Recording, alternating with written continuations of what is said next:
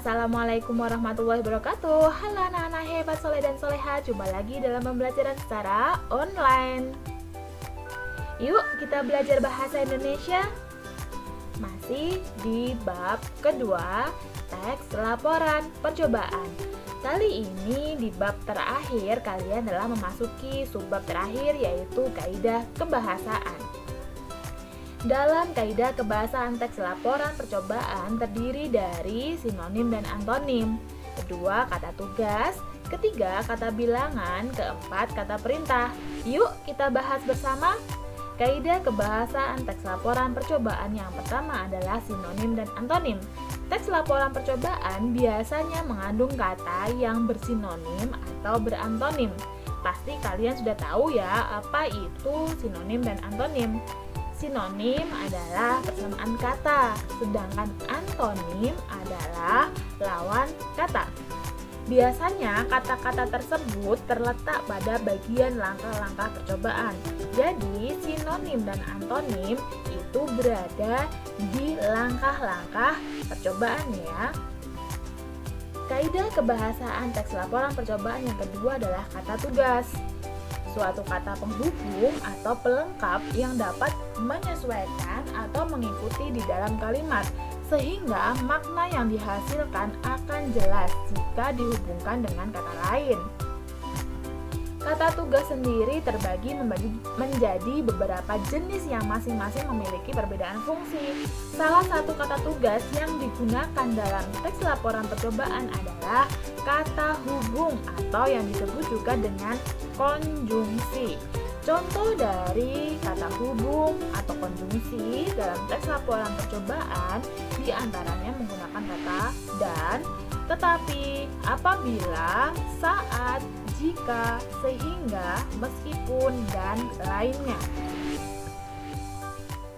Kaidah kebahasaan teks laporan percobaan yang ketiga adalah kata bilangan. Teks laporan percobaan mengandung kata bilangan yang menunjukkan jumlah bahan yang digunakan dalam percobaan. Kata bilangan terdiri dari dua bagian. Yang pertama adalah bilangan tentu. Bilangan tentu yaitu kata yang menyatakan jumlah. Contohnya 1, 20.000, 1 miliar, 5 triliun, 8 jam, 3 biji, 8 buah, 10 kilogram, 4 detik. Kata bilangan yang kedua adalah bilangan tak tentu, yang artinya adalah menyatakan jumlah yang relatif. Jadi tidak dapat dihitung ya.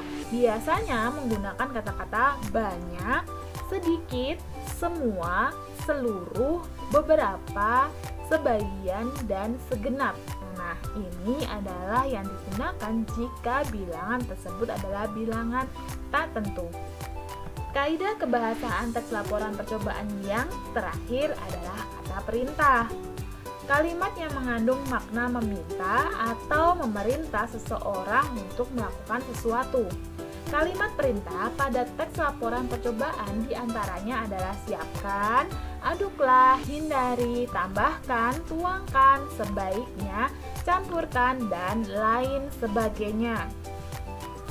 Jadi, di sini jika kalian memperhatikan ada imbuhan yang terakhir yaitu kan, lah, i adalah salah satu ciri dari kata perintah.